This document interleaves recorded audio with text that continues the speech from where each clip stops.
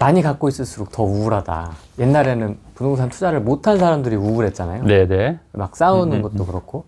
약간 이제 싸우는 종류가 조금 달라졌어요, 네네. 지금은. 네. 부동산을 갖고 있는데 여기 무리하게 산 사람들이 문제가 되는 거지.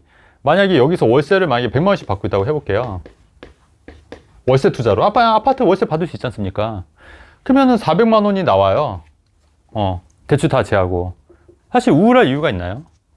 이자가 이자 갚고도, 그러니까 제 말은. 170만 원씩 나오는데. 그러니까 이렇게 이자를 만약에 150만 원 이렇게 하신 사람들은 죽을 맛이죠. 그러니까 제가 항상 얘기하는 게 뭐냐면 너무 무리해서 하지 말아라. 무리해서 하지 말아라. 제가 항상 얘기하는 거잖아요. 강조하는 거잖아요. 무리해서 하지 말아라. 무리해서 갭투자도 이렇게 목전까지 차서 이렇게 하니까 역전세 나니까 불안한 거지. 사실 그렇지 않은 사람들은 크게 영향 없거든. 물론 전보다 막 오를 때보다는 좀 덜 그렇죠. 하지만 아무것도 없는 사람들이 사실 가장 불안한 거지. 이미 있고 월세 받고 있는 사람들은 사실 불안하잖아요. 그러니까 이게 다주택자들이 정말 영끌에서 산 사람들은 불안하고 우울하지만 그렇지 않은 사람들은 사실 크게 문제가 없다는 얘기예요. 그러니까 너무 언론의 그런 한편적인 얘기만 들으실 필요도 없다. 그리고 저희 회원분들도 월세 받고 계신 분들이 많이 있거든요. 전혀 상관없으세요. 전혀 상관없고 그렇다고 제가 뭐 무주택자들을 부러워하냐 그건 아니잖아요. 그런 건 아니지 않습니까? 그렇기 때문에 너무 거기에 그러니까 그거는 이제 그 무주택자들을 위한 위안을 하기 위한 건데 결론적으로 말씀드리면 항상 얘기하는 게 저는 그 집값이 오른다고 생각하지 않아요. 돈 가치가 하락한다고 보는 거예요. 돈 가치는 계속 하락할 수밖에 없거든요. 왜냐면 달러를 계속 찍어내니까. 달러를 계속 찍어내고 그 인플레이션은 불가피한 거지 않습니까? 그렇기 때문에 돈 가치가 하락한다는 의미는 결국은 현금을 갖고 있으면 결국에는 안 된다. 오히려 이런 자산을 갖고 있는 게 맞다. 근데 이제 그게 과했을 때가 문제가 되는 거지. 항상 과유불급이라고 항상 적당한 거를 유지하고 있으면 크게 문제될 건 없다. 그래서 돈 가치가 떨어지고 추후에도 인플레이션이 또 계속 늘어나면 돈 가치는 더 떨어질 수 있기 때문에 이런 부분도 우리가 또 생각해 볼 문제인 것 같아요. 대표님 회원분들도 스펙트럼이 다양하잖아요. 네.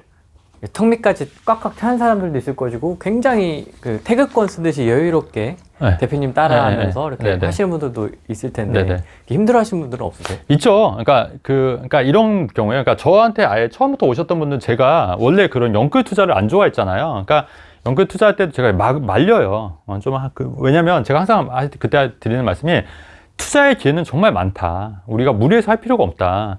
이번 아니면 다음에 하면 된다. 그렇기 때문에 너무 무리해서 하지 말라고 해서 제가 말리거든요. 그러니까 두 채 산다고 하면 제가 오히려 말려요. 한 채만 하시고 또 나중에 기회 있을 때 사라. 제가 진짜 그렇게 얘기를 하거든요. 그래서 저희 회원분들은 그렇게 이렇게 뭐 하신 분들 없는데 이제 이미 투자를 많이 하시고 오신 분들이 있어요. 이미 연끌에서. 누구한테 하는 얘기 같은데? 네? 누구한테 하는 얘기 같은데?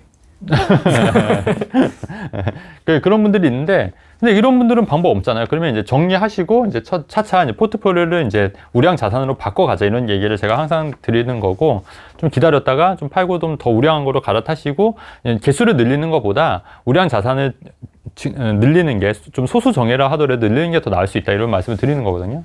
그래서 그런 분들이 힘들어 하는데, 일단은 뭐 버티셔야죠, 뭐. 잘 버티고, 투잡, 쓰리잡도 고민해 보세요. 정말 힘들면 투잡 쓰리잡 직장인들 같은 게 투잡 그러니까 주말 알바라도 하세요. 주말 알바 대출 이자가 버거우면 주말 알바 쓰리잡 투잡 쓰리잡 뭐 못할 게 뭐 있어요. 그렇게 해서 한 푼이라도 일단은 이제 아끼는 거는 이제 기본이고요. 투잡 쓰리잡을 해서라도 현금 흐름을 만들자. 개인적으로는 SNS로 하는 걸 좀 추천드립니다. 그럼요. 블로그로 부업으로 월 100만 원 정도 만들어낼 수 있거든요. 그렇죠. 네, 그런 것도 있고 그렇죠. 네, 많이 있으니까. 그렇죠. 그러니까 뭐 블로그 월 100만 원 만들기 뭐 이런 것도 나쁘지 않고요. 저도 구매대행도 있고 스마트 스토어. 스마트 스토어도 있고 저도 지금 그 스마트 스토어에서 건물주 마블도 매출이 일어나고 있잖아요. 매출이 일어나고 있습니다. 그래서 저도 나쁘지 않아요. 현금 흐름이. 그래서 제가 누차 강조한 게 현금 흐름이 굉장히 중요하다. 그리고 경기가 안 좋아지면 안 좋아질수록 현금 흐름이 중요하다. 제가 이거를 언제 깨달았냐면 2008년도 금융위기 때요. 이때 자산은 저도 이때 그래도 10억 이상 있었으니까 2008년도에도 자산 있으면 뭐예요? 팔 것도 아니고 현금 흐름이 중요하지. 현금 흐름 없으면 아니더라고요. 그래서 제가 누차 강조한 현금 흐름을. 그래서 제가 오피스텔을 사는 이유도 사놓은 이유, 사서 월세를 받는 이유도 이 현금 흐름 때문에 한 거예요, 사실. 현금 흐름 때문에. 왜? 현금 흐름이 정말 중요하니까. 그래서 다달이 나오는 현금 흐름이 정말 중요하더라. 예. 그래서 건물주 마블 게임도 만들고 이것저것 많이 다양하게 시도를 한 거거든요. 예. 그래서 여러분들도 요번에 이제 느끼셨으니까, 그러니까 제 말이 다 돌이켜보면 다 맞는 얘기가 정말 많고요. 여러분 그 다음에 또 어떤 분들은 제가 또 이 말씀 하나 또 드려야겠다. 뭐냐면 재개발, 토지, 재건축, 상가, 또 뭐 있죠? 뭐 다양하게 또 있잖아요. 뭐 어떤 관점에서요? 그러니까 뭐 투자 뭐 할 수 있는 것들.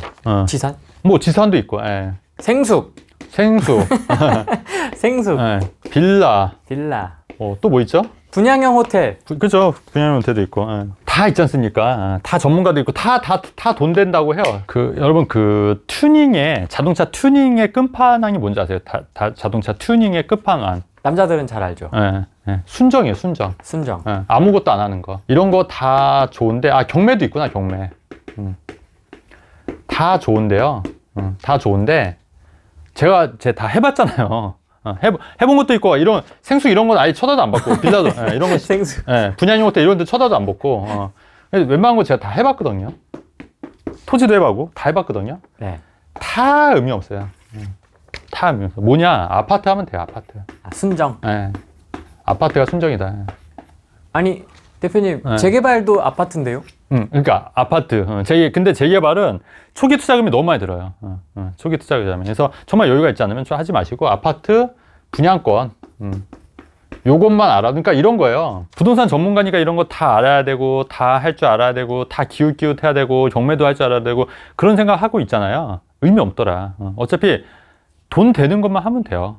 돈 되는 거. 그러면 지금 돈 되는 게 뭐냐고요? 뭐냐? 저는 이거라고 봐요. 그러니까 제가 이거 다 해봤기 때문에 이렇게 자신 있게 말씀드리는 거예요. 해봤기 때문에.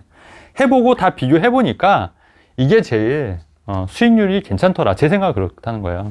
그래서 이걸로도 충분히 자산을 불릴 수 있다. 근데 이거를 한 번에 무리하지 말고 1년에 한 채씩, 한 채씩. 그리고 기존 주택 이익 났으면 팔고 사고 파는 전략으로 하면 10년 정도 지나면 자산이 정말 많이 불어나 있을 거다. 사고 파는 전략으로. 또 한꺼번에 무리해서 뭐 10채, 20채, 30채 이런 것도 하지 마시고, 갭 투자도 너무 무리하지 마시고, 내가 한 채를 사서 또 한 채를 사고 싶으면 기존 걸 팔아라. 이익 난 거 팔면 되잖아. 이익 난 거. 이익 난 거 팔고, 또 팔고, 사고. 저도 지금 사고 싶은 아파트들이 좀 있어요. 지금 눈에 보이는 게. 예. 저 계속 사고 싶거든요. 근데 저도 지금 자제하고 있어요. 왜냐면 기존 거를 처분하고 해야겠다 해서 지금 처분을 지금 안 되고 있기 때문에 좀 처분하면 이런 거를 살려고요. 저도 처분하고. 저도 이런 원칙을 지키고 있는 거예요. 예. 그리고 2년에 3건 이상만 처분 안 하면 그 매매사업자 등록할 필요도 없다. 2년에 3건 이상. 근데 저는 2년에 3건 안 팔, 1년에 하나씩만 팔기 때문에 2년에 3건 이상 2년에 3건 초과하는 경우가 거의 없어요. 그렇기 때문에 이렇게 해서 매매사업자도 할 필요 없이 하면 된다. 대표님은 종부세 얼마나 많이 나오죠. 저 자동차 한 대값 나와요. 자동차 한 대값. 이번에 자동차 한 대값 나오니까. 근데 중형차? 네. 그랜저? 근데 자동차 한 대값 나오니까 사실은 그것도 무시 못하죠. 왜냐면 그게 어떻게 보면 일반 샐러리맨들 연봉이잖아요. 연봉을 내는 거잖아요. 내는 거고. 그러니까 저도 열심히 또 일도 하는 거예요. 이게 또 현금 흐름 만들려고 노력하지만 그 현금 흐름을 또 그 종부세도 내고 또 다양한 또 생활비도 내고 하려니까 또 저도 열심히 일하고 또 항상 얘기하는 거지만 경제적 자유는 없다. 갑자기? 경제적 자유는 없다. 대표님 정도면 경제적 자유인 것 같습니다. 아니요. 카드 포인트가 어마어마합니다. 아니. 그냥 이제 쓰고 싶은 거 쓰고 하는 거지. 그렇다고 뭐 제가 뭐 또 일을 안 하면 안 되는 건 아니니까. 그래서 그냥 저는 이제 반태인 것 같아요. 반태 정도는 한 것 같아요. 반태. 반태. 왜냐면 뭐 이렇게 정말 막 이렇게 바쁘게 막 이렇게 일을 하는 스타일은 아니니까 그냥 설렁설렁 하는 스타일이니까 뭐 그렇게 되는 건데 반태도 괜찮은데 또 우리가 또 너무 일이 없으면 또 우울한 면도 있으니까 반태 정도로 목표를 하는 것도 어떨까? 반태 정도. 그러니까 대표님을 보면 집중을 막 온종일 해가지고 막 이런 느낌이 아니고 뭔가 이렇게 투입 대비 산출물이 되게 좋은 효율이 효율이 되게 좋다고 해야 되나? 그렇죠. 가성비가 제가 맞아요. 제가 또 그런 걸 좋아하고 제가 에너지가 이렇게 많이 없어서 그렇게 막 그렇게 막 이렇게 뭔가를 파고들어서 어떤 분들은 막 10시간을 공부하고 임장하고 뭐 이런 분들 계시더라고요. 근데 우리가 또 그런 것도 물론 중요할 수 있는데 또 삶에 있어서 또 그게 또 전부는 아니잖아요. 또 어떻게 또 행복하게 사는 것과도 중요하기 때문에 저는 좀 효율적으로 좀 살려고 많이 생각을 하는 편입니다.